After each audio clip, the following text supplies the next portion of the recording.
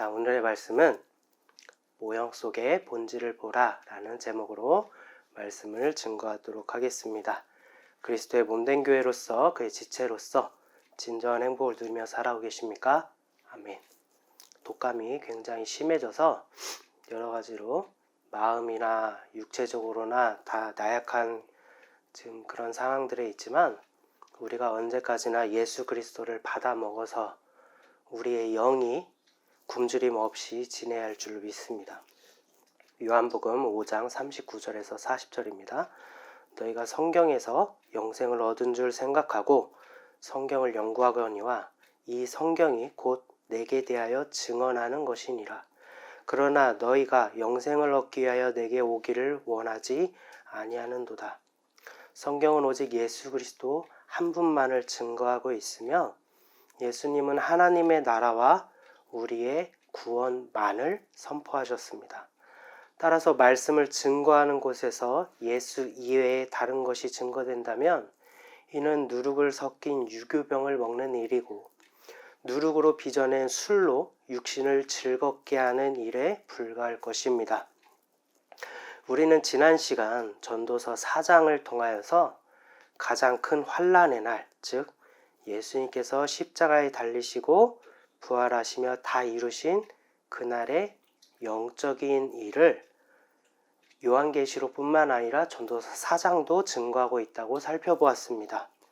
그리고 이어서 오늘 살펴본 5장은 예수님께서 이루심에 우리의 의는 아무런 가치가 없음을 증거하고 있습니다. 말씀을 잘 살펴보면서 오늘도 역시 예수 그리스도를 발견하고 받아 먹어서 우리의 영이 배불리 되는 시간이 되기를 소망합니다. 오늘 본문의 말씀 전도서 5장 1절입니다. 너는 하나님의 집에 들어갈 때에 내 발을 삼갈지어다. 가까이 하여 말씀을 듣는 것이 우매한 자들이 제물을 드리는 것보다 나으니 그들은 악을 행하면서도 깨닫지 못함이니라. 먼저 우리는 모든 창조의 이치에는 예수 그리스도의 이루심이 담겨 있다는 것을 살펴보았습니다. 이는 하나님께서 먼저 만물을 지으시고 좋은 것과 나쁜 것을 나누신 것이 아니라 모든 나쁜 것들 중에 유일하고 좋은 것을 주셨으니 그것은 바로 구원이요 바로 예수 그리스도이십니다. 이는 죄악을 상징하는 어둠과 아래의 땅과 아래의 물 가운데 예수 그리스도를 나타내는 빛과 위의 물과 위의 하늘을 나타내신 것입니다. 따라서 우리의 발은 죄악의 근본을 상징하는 땅에서 가장 가까운 곳으로 가장 더럽고 부정한 곳을 의미합니다. 그 누구도 땅을 밟고 그 발이 깨끗한 사람이 없고 차갑고 뜨겁고 그리고 가시와 엉겅퀴의 그 상처에서 그 고통에서 발을 안전하게 지킬 수 있는 사람은 없을 것입니다. 따라서 누구든지 반드시 발을 보호하기 위해선 신발이 필요할 것입니다. 누구든지 맨발로 나왔다가 신발에 의존하고 맨발로 돌아가는 것, 이러한 이치 또한 예수 그리스도를 증거하고 있습니다. 성경은 이 신발은 곧 우리를 대신하여 홀로 더럽고 부정하고 차갑고 뜨겁고 가시를 감당하신 예수 그리스도를 의미하고 있는 것입니다. 신명기 29장 5절에서는 하나님께서 이스라엘 백성을 40년 동안 광야에서 인도하실 때에 그들의 옷이 낡아지지 않고 신이 헤어지지 않게 하셨습니다. 실제로 40년 동안 그렇게 헤어지지 않았다라고 문자적인 의미가 아니라 이는 그들이 믿음을 굳건하게 지킨다면 예수님께서 영원한 의의 옷과 죄악의 근본인 땅에서 우리의 발을 지켜줄 신발을 시켜주신다는 것을 의미하는 것이며 이 신발은 모형으로서 그 실체는 이루실 십자가를 예표하는 것입니다. 마가복음 1장 7절에서 침례 요한이 예수님께서 다가오실 때에 나는 그의 신발끈을 풀기도 감당하지 못한다는 것은 문자적으로 어떤 예의를 의미하는 것이 아니라 침례 요한 자신은 십자가의 고통을 조금이라도 감당할 수 없다는 것을 비유하고 있는 것입니다. 누가복음 15장 22절의 탕자의 비유에서 되찾은 아들에게 좋은 옷과 가락지와 발에 신발을 신기는 그 신발도 십자가를 비유하고, 사도행전 12장 8절에서 베드로가 옥에 갇힐 때 천사가 신을 신으라는 것도 베드로의 발이 걱정돼서 그런 것이 아니라 죄를 감당하신 십자가를 품으라는 비유인 것이고, 에베소서 6장 17절에서 평안의 복음이 준비한 것으로 신을 신는다는 것 또한 이미 십자가를 통해 평안과 복음을 이루신 예수 십자가가 준비한 신을 신으라는 것입니다.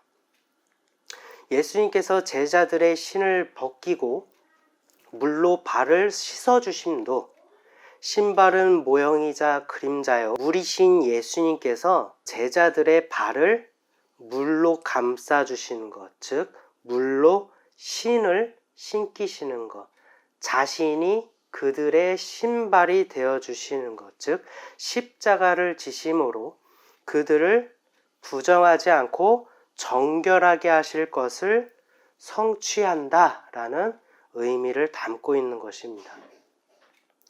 따라서 하나님께서 모세에게 이곳은 거룩한 곳이니 내 발에 신을 벗으라 라고 말씀하시는 것은 신발이 부정하기 때문에 벗으라는 것이 아닙니다. 성경은 오히려 발이 부정하다고 이야기를 하고 있습니다.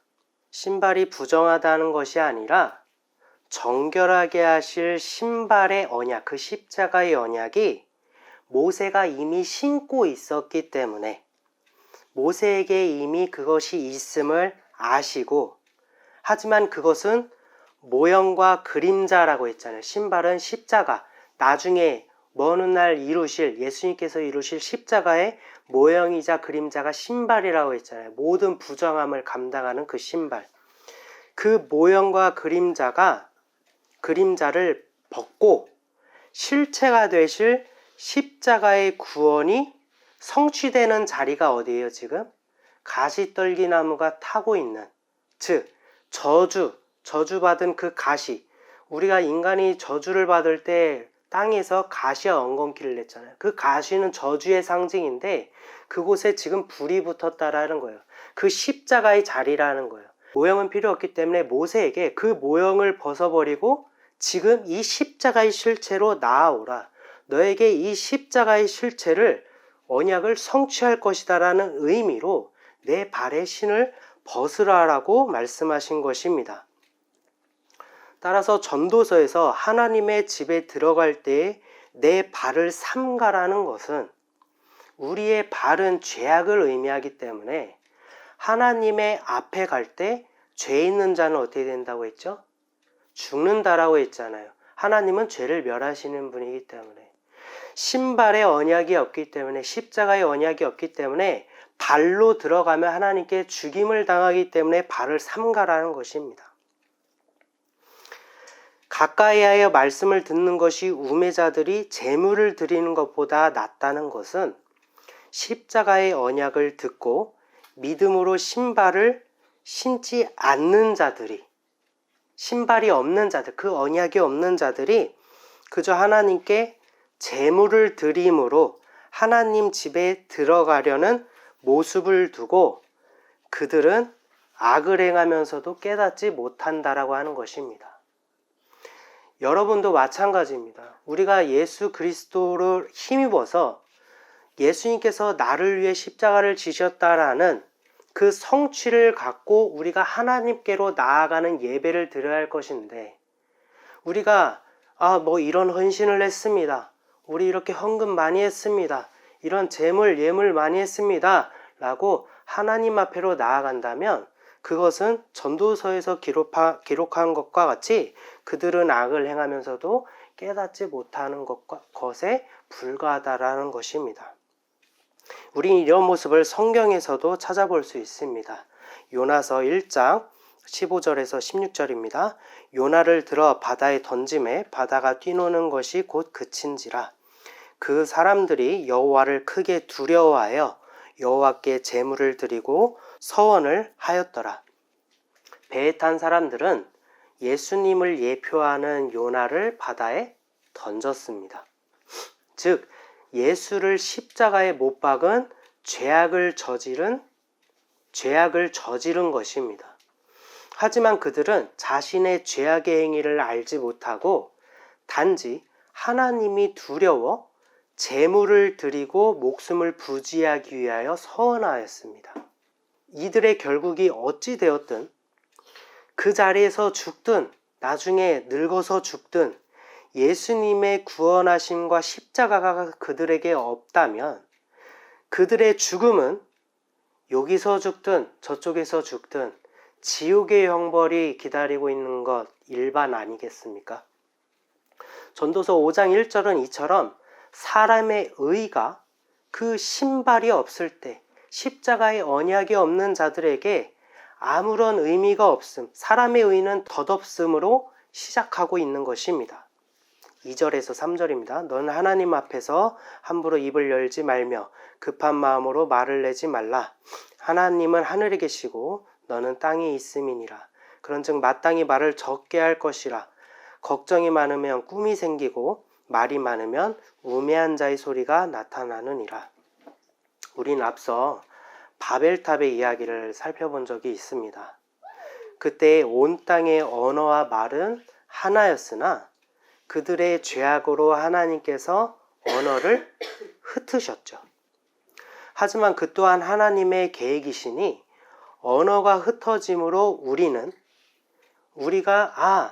우리가 죄인이기 때문에 하나님께서 우리를 흩으셨구나 라는 것을 깨닫게 되고 예수님께서 성취하심으로 한 언어와 한 음성으로 통치하실 것을 나타내셨으니 이에 대한 모형과 그림자로서 우리는 살펴볼 수 있는 것이 출애굽 당시에는 어떤 이스라엘 백성만 있었나요? 아니죠. 수많은 잡족들이 있었죠. 언어가 여러 가지였다라는 거예요.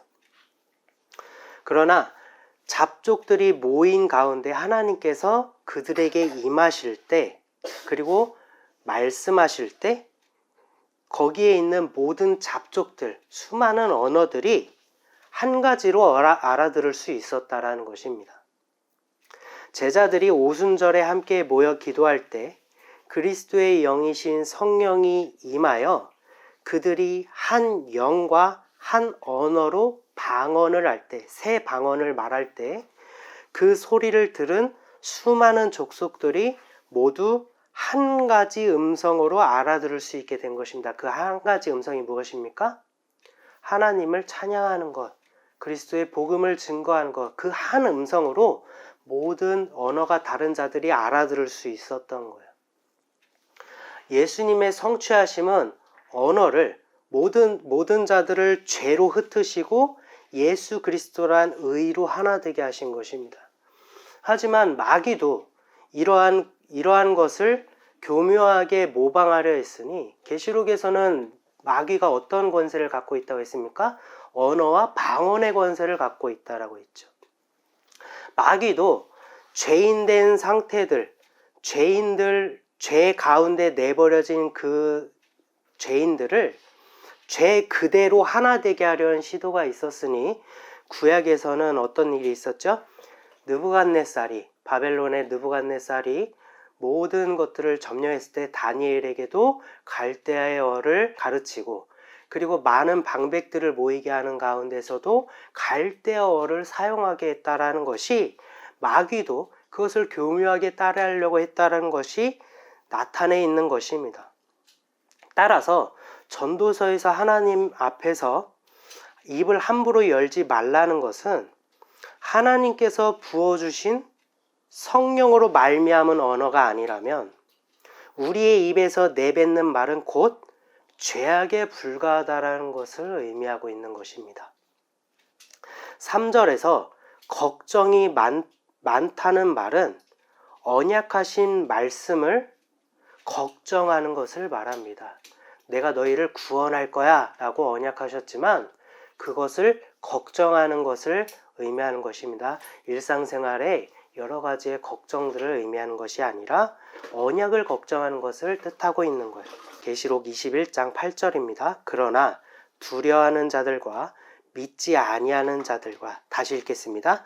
두려워하는 자들과 믿지 아니하는 자들과 흉악한 자들과 살인자들과 음행하는 자들과 점술가들과 우상숭배자들과 거짓말하는 모든 자들은 불과 유황으로 타는 못에 던져지리니 이것이 둘째 사망이니라. 계시록에서는 믿는 자들을 반드시 구원하실 거라는 언약에도 불구하고 이 언약에 대해서 불안해하고 두려워하고 걱정하는 자들을 믿지 않아서 둘째 사망에 이르러야 할 자들과 동일하게 처분을 받는다라고 증거하고 있습니다. 이는 언약은 곧 말씀이요, 말씀은 곧 하나님이시기 때문에 믿지 않고 걱정하는 것 자체가 하나님을 부정하는 일이기 때문이에요. 마귀는 이러한 틈을 노리며 걱정하는 자들을 미혹합니다.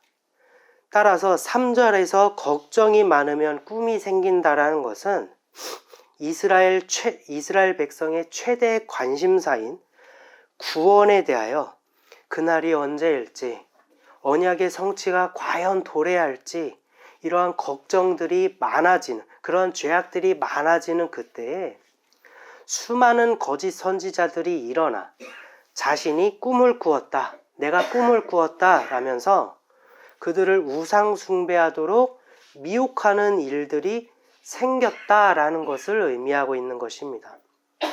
신명기 13장 3절입니다. 너는 그 선지자나 꿈꾸는 자의 말을 청종하지 말라. 이는 너희의 하나님 여호와께서 너희가 마음을 다하고 뜻을 다하여 너희의 하나님 여호와를 사랑하는 여부를 알려하사 너희를 시험하심이라. 예레미야 23장 25절에서 26절입니다. 너는 이름으로 거짓을 예언하는 선지자들의 말에 내가 꿈을 꾸었다, 꿈을 꾸었다, 꿈을 꾸었다고 말하는 것을 내가 들었노라. 거짓을 예언하는 선지자들이 언제까지 이 마음을 품겠느냐? 그들은 그 마음에 간교한 것을 예언하느니라. 따라서 전도서에서 말하는 꿈은 하나님께서 말씀하시고 보여주시는 신령한 꿈을 의미하는 것이 아니라 분별이 없고 걱정이 많아서 그로 인해서 미혹하여 우상을 숭배하게끔 만드는 꿈을 의미하는 것입니다. 미혹하는 꿈. 이 모든 것이 무엇으로부터 시작됩니까? 바로 성취하실 구원을 불안해하고 걱정하고 두려워하는 마음에서 시작된 것입니다. 4절에서 6절입니다. 내가 하나님께 서원하였거든 갚기를 더디게 하지 말라. 하나님은 우매한 자들을 기뻐하지 아니하시나니 서원한 것을 갚으라. 서원하고 갚지 아니하는 것보다 서원하지 아니하는 것이 더 나으니 내 입으로 내 육체가 범죄하게 하지 말라. 사자 앞에서 내가 서원한 것이 실수라고 말하지 말라. 어찌 하나님께서 내 목소리로 말미암아 진노하사 내 손으로 한 것을 멸하시게 하랴. 하나님께 서원하였거든 갚기를 더디게 하지 말라는 것은 말 그대로 소원하는 일에 대하여 그에 대한 대가를 지불하는 것을 더디게 하지 말라는 것입니다.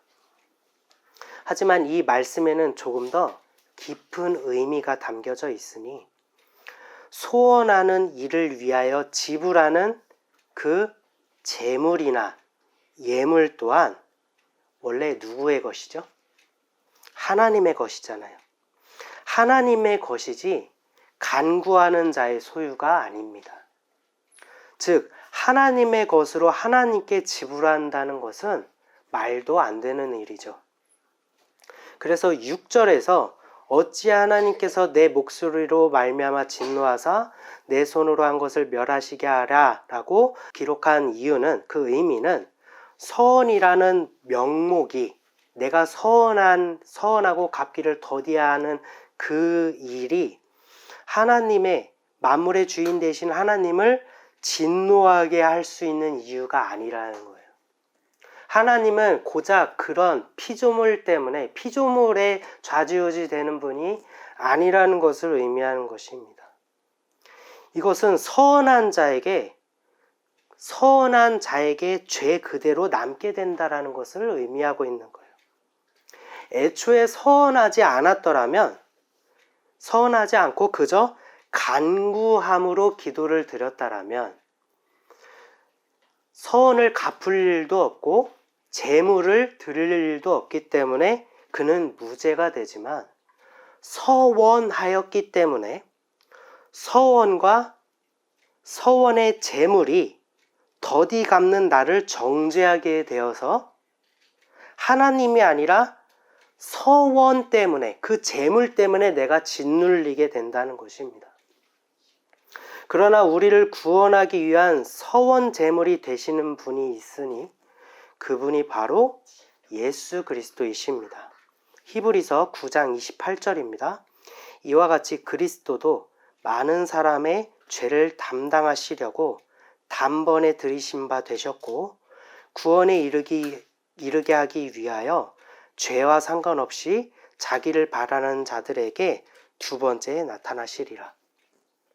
예수님께서는 우리의 구원을 위한 서원자가 되셨고, 친히 자신이 서원 제물이 되셨으니 갚기를 더디게 하지 않기 위해서 십자가에서 자신을 단번에 들이셨습니다.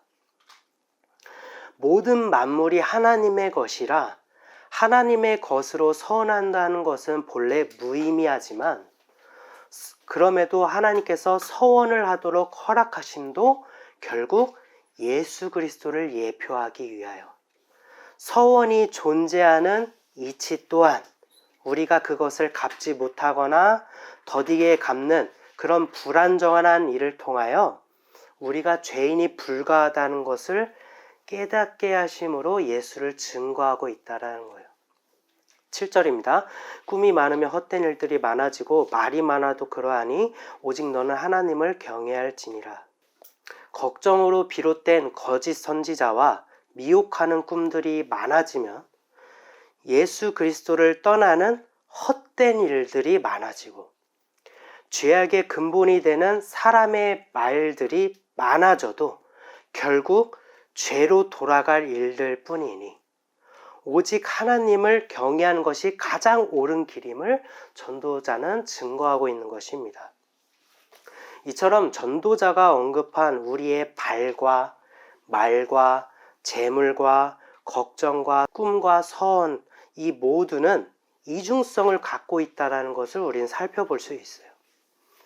예수 그리스도의 십자가를 상징하는 신발이 없다면 우리의 발은 하나님의 집에 거할 수 없고, 성령으로 통치하실 한 음성과 한 언어가 없다면 우리의 말은 죄악에 불과하며, 예수 그리스도께서 이루시고 갚으신 서원의 제물이 없다라면, 예수 자체가 없다라면 우리가 드리는 서원과 제물 또한 죄악에 불과하고, 주신 언약을 걱정하며 미혹하는 꿈들이 많이 생겨나 우리를 예수 그리스도와 멀어지게 하는 죄악에 빠질 뿐이라는 것을 증거하고 있는 것입니다.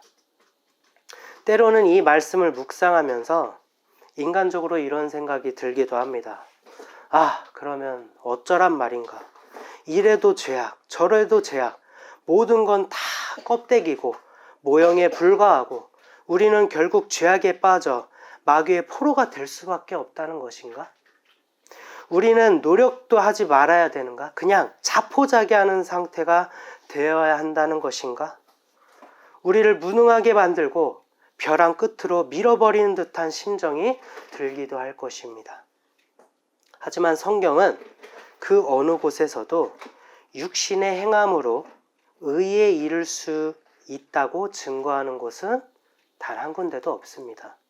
여러분께서 전도서가 조금 불편하셔서 다른 곳을 읽는다고 할지라도 성경은 동일한 진리를 증거하고 있다는 거예요.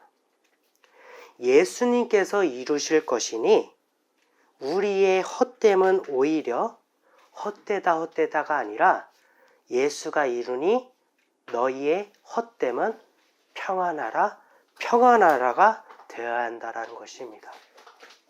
우리의 고난, 그리고 우리가 돌파할 수 없는 죄악, 이에 대하여 전도서는 우리에게 이렇게 위로합니다. 8절에서 9절입니다. 너는 어느 지방에서든지 빈민을 학대하는 것과 정의와 공의를 짓밟는 것을 볼지라도, 여러분의 삶이 지금 그러한 고난을 느끼고 계시지 않습니까? 그것을 이상히 여기지 말라. 높은 자는 더 높은 자가 감찰하고 또 그들보다 더 높은 자들도 있음이니라. 땅의 소사물은 모든 사람을 위하여 있나니 왕도 밭의 소산을 받느니라. 아멘. 전도서는 구원자가 죽으시는 가장 큰 환난의 날에 우리가 마귀의 손에 붙임받아 학대당하는 그 순간에 지금 여러분이 겪는 그 고난의 삶을 이상하게 여기지 말라고 증거합니다. 그 마귀가 권세를 받아 두려움으로 우리를 아무리 짓누른다고 할지라도 우리의 왕이 되실 예수님께서 마귀를 감찰하시고 심판자가 되실 것이기 때문입니다. 이미 그러한 분이, 그러한 이긴 자가 되셨기 때문입니다. 이 예수 그리스도는 우리에게 생명의 소산물이 되심으로 그 어떤 낮은 자나 높은 자라고 할지라도 생명의 소산물이 되시는 예수님을 받아 먹어야지만 살 수 있는 존재로 우리를 빚어냈다라는 것을 전도서는 증거하고 있습니다. 여러분께서 이미 예수 그리스도를 받아 먹고 있다라면 여러분은 이미 왕이 먹는 그 음식물을 여러분도 먹고 있다라는 거예요. 잠시 동안만이라도 우리가 예수님이 오시기 전의 시대를 한번 생각해 보았으면 좋겠습니다.